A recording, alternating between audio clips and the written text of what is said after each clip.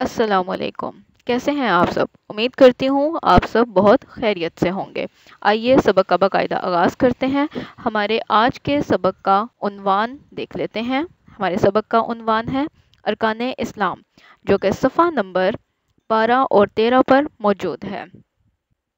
آمادگی کے لیے آپ سے چند سوالات کیے جا رہے ہیں، اور سوالات یہ ہیں: عقائد کتنے ہیں؟ کون کون سے ہیں؟ نام بتائیں۔ الخیامی کتابیں کتنی ہیں، یعنی آسمانی کتابیں کتنی ہیں، اور آسمانی کتابوں کے نام بتائیے۔ آئیے دیکھ لیتے ہیں ہمارے آج کے سبق کے مقاصد کیا ہیں۔ سبق کے آخر میں طلباء اس قابل ہوں گے کہ مشکل الفاظ کے معنی جان سکیں گے، بنیادی عقائد جان سکیں گے، زکوٰۃ کے فائدے جان سکیں گے۔ مشکل الفاظ اور ان کے معنی۔ سبق میں موجود چند مشکل الفاظ ہیں جن کے آپ کو معنی بتائے جا رہے ہیں۔ آپ نے ان الفاظ کو خط کشید کرنا ہے اور ان کے معنی یاد کرنے کی کوشش کرنی ہے۔ آئیے دیکھتے ہیں کہ وہ الفاظ کیا ہیں۔ رکن، ستون یا کسی چیز کا لازمی حصہ۔ ستون، مینار یا اہم رکن۔ عشر، زرعی پیداوار پر زکوٰۃ۔ مستحق، حق رکھنے والا یا مفلس۔ ارکان کسے کہتے ہیں؟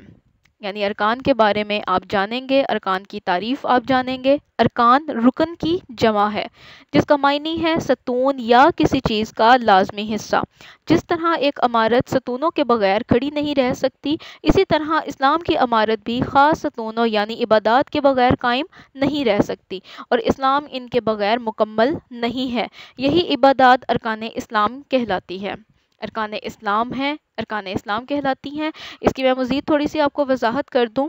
آپ نے دیکھا ہوگا کہ ایک چھت کو کھڑا کرنے کے لیے پلرز کی ضرورت ہوتی ہے، چاروں طرف دیواروں کی ضرورت ہوتی ہے، یا پھر میناروں کی ضرورت ہوتی ہے۔ اگر وہ مینار نہ ہو یا ان میں سے کوئی ایک مینار بھی ہٹا دیا جائے تو کیا ہوگا؟ یقیناً چھت گر جائے گی۔ بالکل اسی طرح سے اسلام کی عمارت جن بنیادوں پر، جن ستونوں پر، جن میناروں پر قائم ہے، وہ عبادات، وہ ارکان اگر وہاں سے ہٹا دیے جائیں تو اسلام مکمل نہیں ہوتا۔ آئیے دیکھتے ہیں کہ آمادگی کے لیے آپ سے چند سوالات کیے جا رہے ہیں، اور سوالات یہ ہیں: عقائد کتنے ہیں؟ کون کون سے ہیں؟ نام بتائیں۔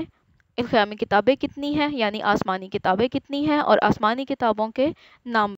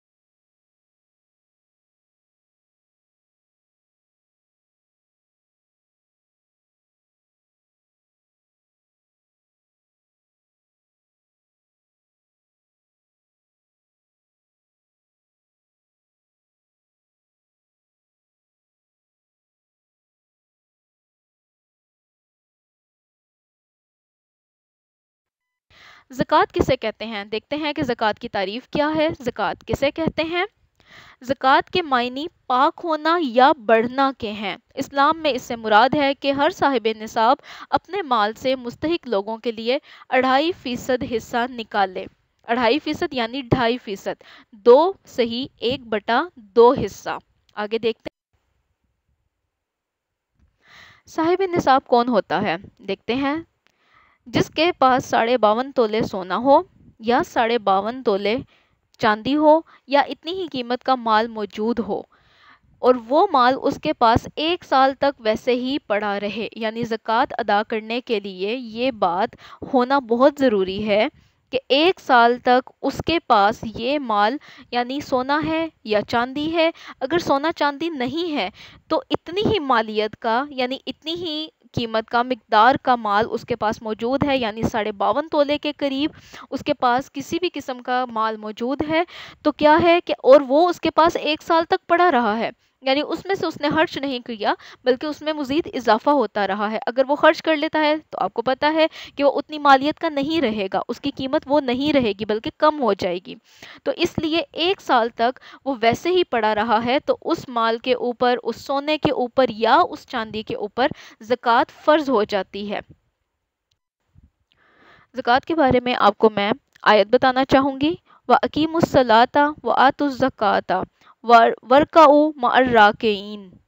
اس کا ترجمہ ہے اور نماز قائم کرو اور زکوٰۃ ادا کرو. یہاں پہ یہ نہیں کہا گیا کہ نماز پڑھو بلکہ نماز قائم کرو. اور آپ کو پتہ ہے جب کوئی چیز قائم کی جاتی ہے تو اس کا گرانا، اس کا ختم ہونا، اس کا وہاں سے غائب ہونا ذرا مشکل ہوتا ہے. اس کی مثال آپ کو دینا چاہوں گی کہ جس طرح سے ایک عمارت کو قائم کیا جاتا ہے، ایک بلڈنگ قائم کی جاتی ہے، آف کورس اس کی بنیادیں رکھی جاتی ہیں، اس کے بعد اس پہ اس کی بنیاد کے اوپر تمام کی تمام عمارت بنائی جاتی ہے، تو یقیناً اس کو گرانا ذرا مشکل ہوتا ہے. اس لیے کہا گیا کہ نماز قائم کرو اور زکوٰۃ ادا کرو. زکوٰۃ ادا کرنے کے فائدے. زکوٰۃ ادا کرنے کے یقیناً بہت سے فائدے ہیں، جن میں سے یہاں پہ چند ایک دیے گئے ہیں. انسان کا مال پاک ہوتا ہے.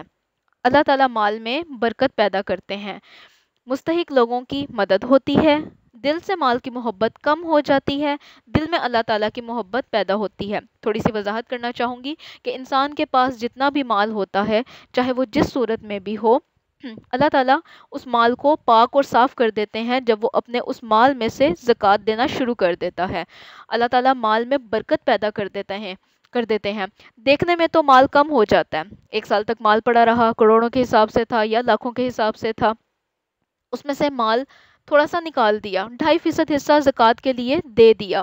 بظاہر تو مال کم ہو گیا، لیکن اصل میں کیا ہوتا ہے کہ جب مستحق لوگوں کی مدد کی جاتی ہے تو اللہ تعالیٰ اس مال میں برکت پیدا کر دیتے ہیں، یعنی اس تھوڑے میں بھی برکت پیدا ہو جاتی ہے اور تمام کی تمام ضروریات انسان کی بہت اچھے طریقے سے پوری ہو جاتی ہیں.